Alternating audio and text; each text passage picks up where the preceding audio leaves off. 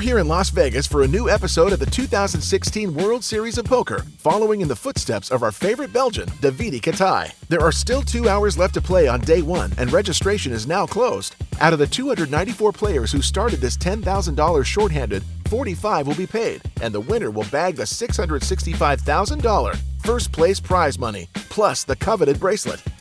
But we're not there yet. For the moment, we're back with blinds at 600, 1,200 and a stack of 97,000 chips. Onwards, Davide.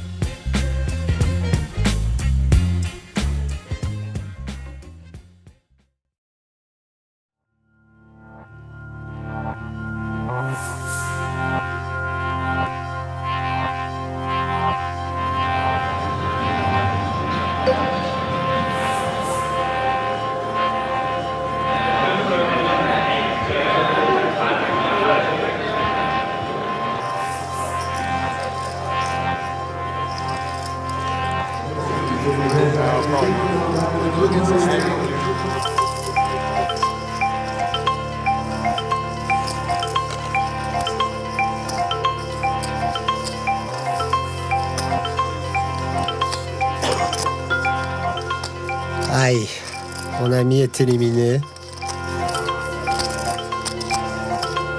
Il a un peu fait n'importe quoi, il a donné à Vanessa pas mal de jetons. Il va les 10 off.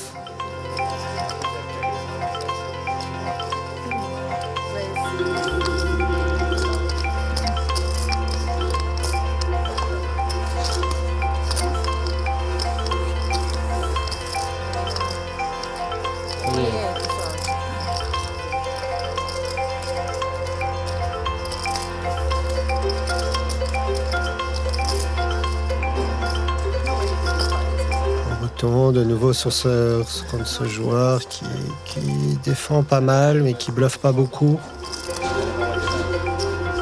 Qui call, le flop c'est roi 2-5, un flop sans tirage, ça sert à rien de ses bêtes trop chères. J'ai pas touché ce flop donc je suis un peu obligé de miser. Je misais pas du tout cher histoire qu'il passe ses auteurs dames et plein d'autres mains, il paye. Il y a pas mal de cartes qui vont me permettre de 2 barrels. Une carte comme un As, une Dame, un 9, le 10. Du coup, j'ai plus trop besoin de miser. J'ai quand même parfois la meilleure main.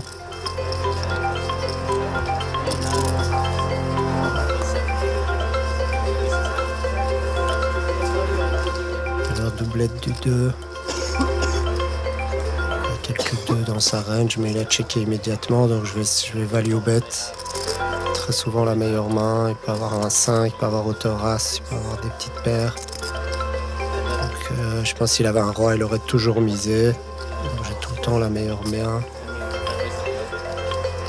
Allez, call. Call.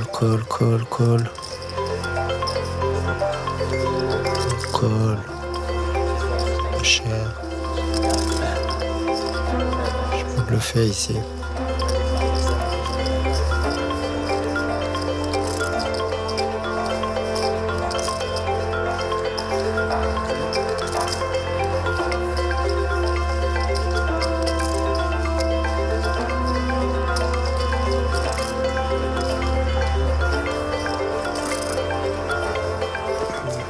C'est beau, la colle.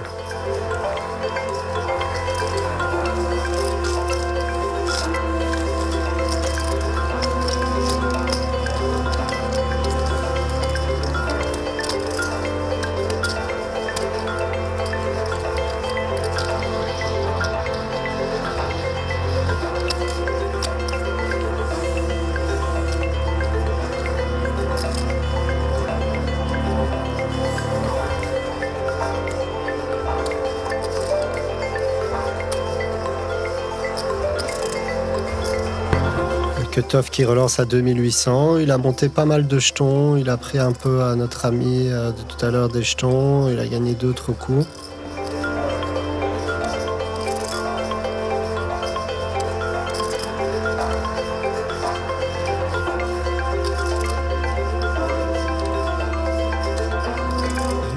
Et le joueur à ma droite défense à small blind. Si je suis en big blind avec 9 et 10, pense que c'est un bon spot de 3 bêtes. Je pense que il m'a pas vu beaucoup 3 bêtes, ça peut donner de la force, surtout qu'il est pas trop capable de bluff trop le PFR.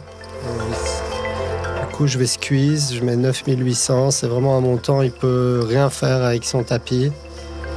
Il va souvent passer, ce joueur, il est hors position, il peut pas faire grand-chose non plus. Donc, il sait que je peux le faire avec du gros jeu, donc c'est très difficile pour lui de payer. Il n'a pas de raison de ne pas me donner du crédit là-dessus.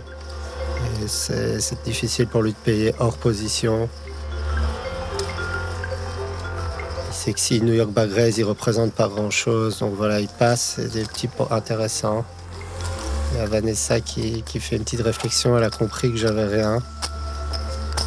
Mais je ne l'aurais pas fait contre elle, ce genre de move.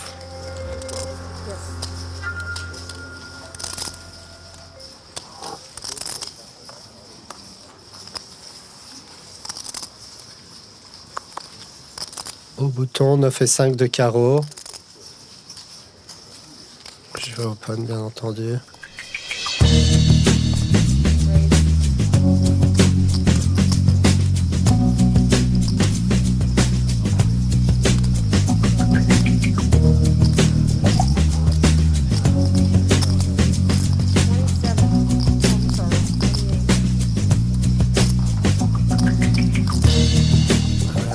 Ce joueur qui défend pas mal mais qui bluffe pas assez post-flop, c'est pas très dérangeant qu'il défende. Je sais que je vais pouvoir barrel contre lui, surtout que maintenant il a beaucoup de jetons et qu'il va jamais s'envoyer en l'air. C'est un très beau flop, j'ai un tirage flush, un tirage straight avec un 7. Je vais faire un continuation bet classique.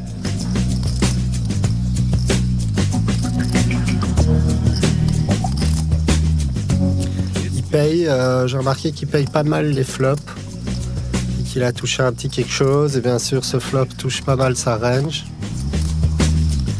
Je pense que sur quasi toutes les turns je vais pouvoir 2 barrels. Voilà, un 2 de cœur qui change pas grand chose. Je mise assez cher ici en espérant qu'il passe. S'il paye, j'ai encore de l'équité. Là, je pense qu'il paye, il a au moins une dame, il va passer tous ses 8, il va passer la plupart de ses tirages. Je mise assez cher, 9800.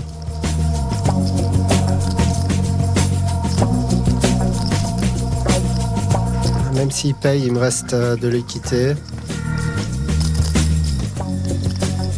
C'est assez difficile pour lui, je pense pas qu'il soit assez bon pour check raise sur un 2 ici, il va jamais me check raise. C'est Broland et tout, il aurait check raise depuis le flop, je pense. Donc voilà, il fold. C'est important que ce genre de semi-bluff passe parce que ça coûte vite très cher.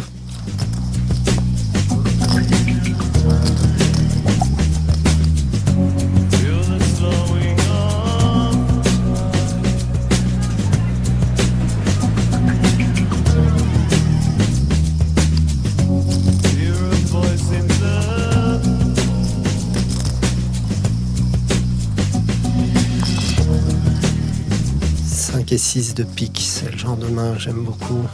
Je suis au cut-off.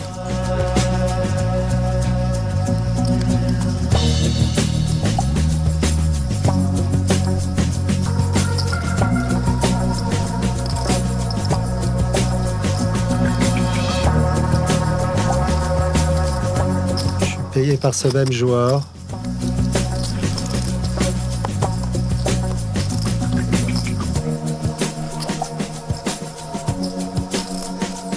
Une paire plus flush draw, de nouveau un beau flop face à lui. C'est reparti pour la même action que le coup avant. Je vais essayer bet à 3300 comme tout à l'heure.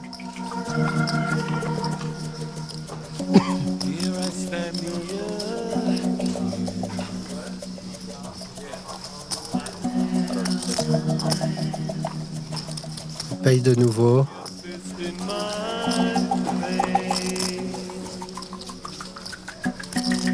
turn est pas mal. Un 9 de cœur, ça m'ouvre une gutshot en plus. Donc même dans le cas où il a un as, je joue encore pas mal de cartes. Et je veux quand même miser, je veux lui faire passer dans l'éventualité qu'il a 2-10 ou un 7, plein de mains que je peux encore espérer faire passer. Donc je remets le même montant que tout à l'heure, 9800. On a vu que les deux barrels marchent bien contre lui, donc je vais continuer. Et voilà, il passe de nouveau. Un peu frustré.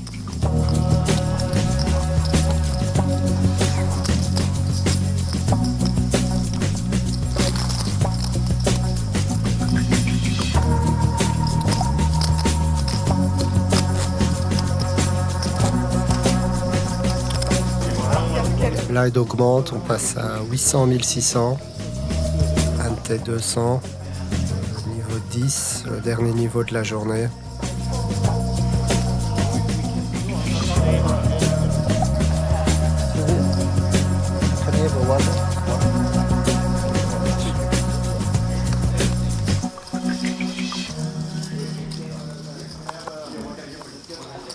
Enfin, on l'attendait, je l'ai reçu, la paire d'as au bouton.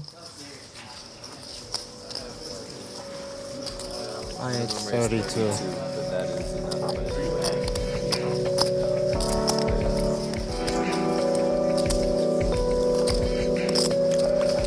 Défendu par la Big Blind, qui est un nouveau joueur, qui a beaucoup de jetons, qui a pas l'air d'un génie non plus.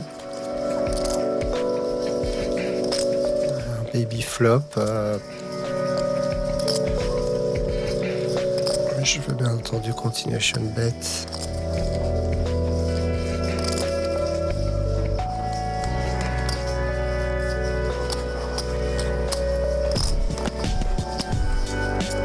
Le 10 de trèfle est une carte dangereuse. Il peut avoir des mains comme Valet 9, 8 et 10, 9 et 6. Il y a plein de mains dans sa range de défense qui me bat.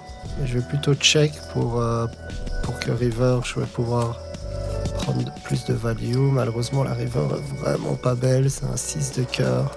Juste un 5 donne quinte. Un 9 aussi.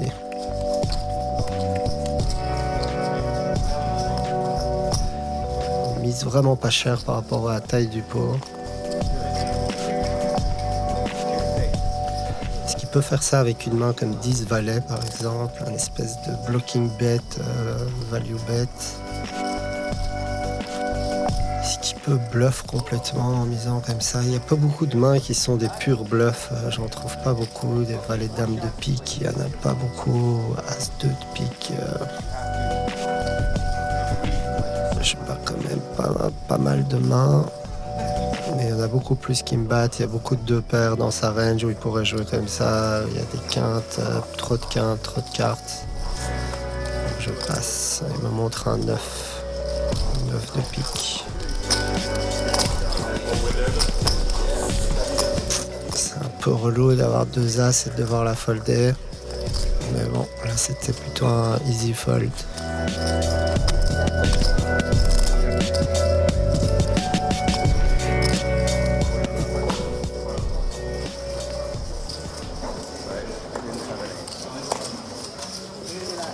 Raise it. 35? Yes, sir.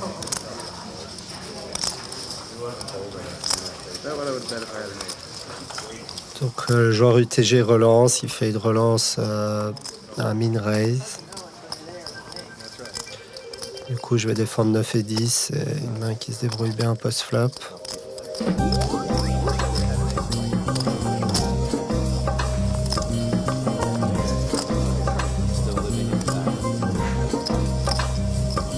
J'ai une straight draw, un tirage quinte des deux côtés au flop, c'est un beau flop pour moi.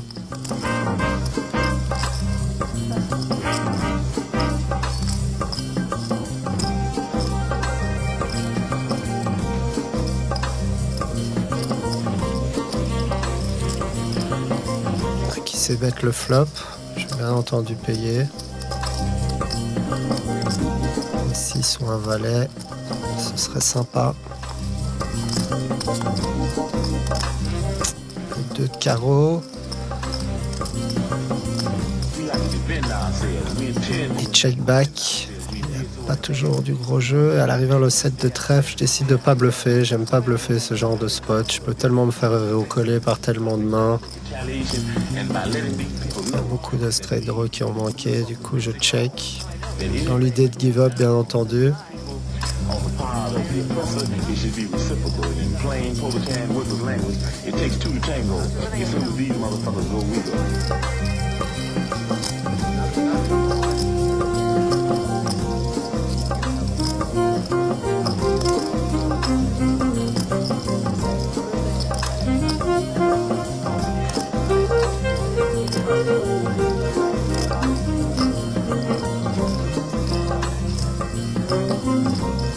Je suis même intéressé de savoir ce qu'il va faire ici. Il y a parfois des... je veux dire, il a rarement mieux que 2 As, As Roi, c'est un peu le top de sa range.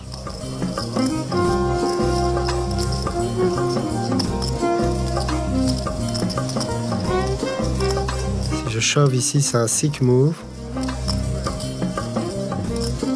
En même temps, j'ai hauteur 10, j'ai pas grand chose à faire dans ce pot. Par contre, je décide de prendre mon temps, de réfléchir longtemps. Parce que je suis vraiment curieux de savoir ce qu'il a. Mon but, c'est d'essayer de deviner sa main. Et aussi de ne pas lui donner envie d'attaquer les derniers niveaux. Je sens que c'est un joueur qui peut être dangereux. J'ai envie un peu de le faire peur au cas où il est en bluff. Lui faire croire que j'ai envie d'hero call ça, alors qu'en réalité, je vais jamais call.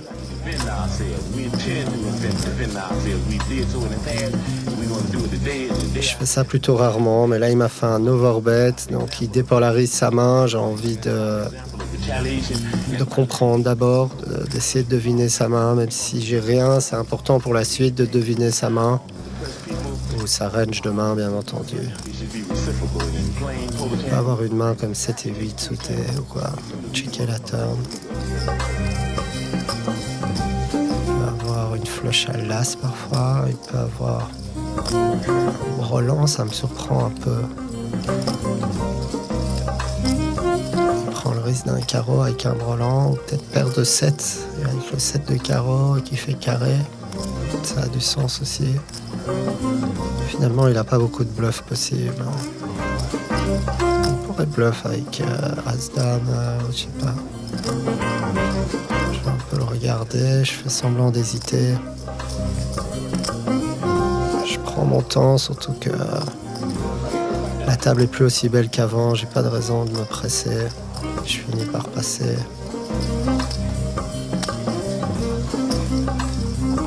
Je pense qu'il avait vraiment.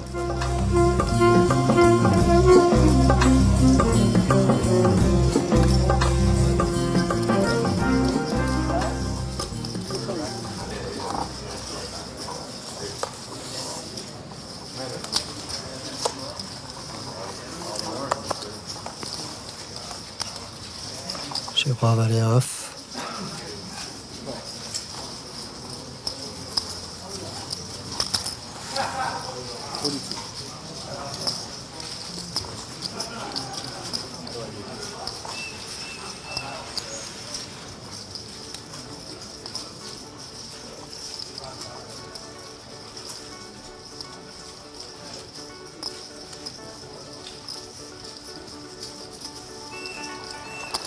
Ce joueur me 3 bêtes assez cher. Je me suis pas fait 3 bêtes de toute la journée. Une fois, quand j'avais paire de 6, on m'avait 3 bêtes, mais c'est tout. Pas des sacelles, parce qu'il pense à call 4 bêtes, c'est son move préféré.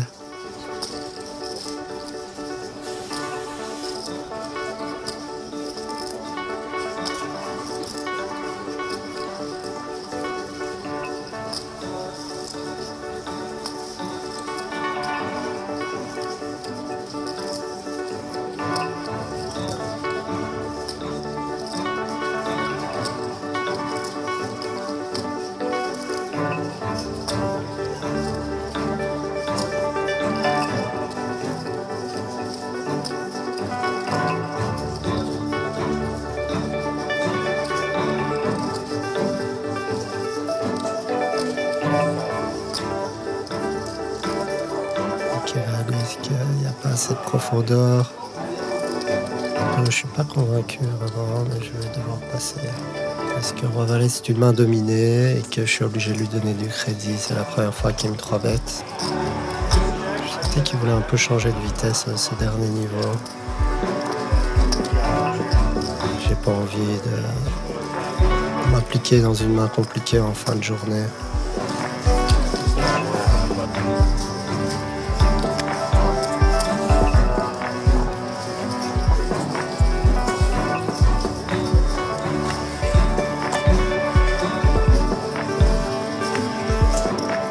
Ce gros tapis qui limpe UTG.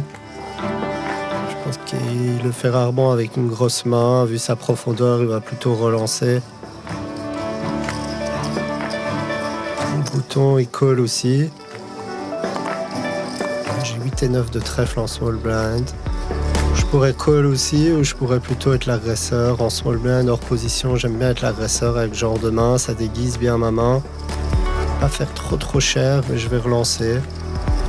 Ça me permet de l'idée. Le joueur UTG a tellement de jetons que j'ai envie de faire grossir les pots face à lui. J'ai envie de jouer des mains contre lui avec des mains à fort potentiel. Passe. Le bouton passe, ça me va aussi. Ça me va aussi. C'est gagner 5-6 000 jetons sans showdown, sans prendre aucun risque. C'est bon aussi pour mon business du jour 1. How many bluffs you did today? C'est la fin de ce jour 1. Ça a été une bonne journée. J'aurais pu espérer encore mieux parce que je suis vraiment tombé dans une table assez faible. Mais je reste satisfait de ma journée. J'ai pas dû prendre trop de risques, j'ai gagné des pots tranquillement, j'ai pas dû flipper pour tout mon tapis. No? No aces?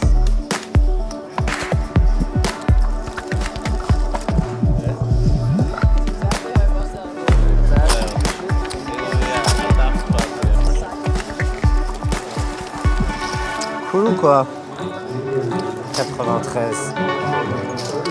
Sylvain qui croche bien les jours 1 des Six Max, joueur de cash game à la base. Et voilà, je retrouve ma chérie qui a été très patiente toute la journée.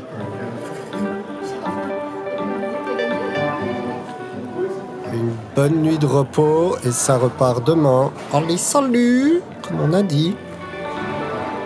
Good night, Davidi, but make sure to come back tomorrow, because after your flawless day 1, we're impatient to discover what's next. Of course, we'll be revealing all this in the next episode of Inside the Mind of a Pro. See you soon.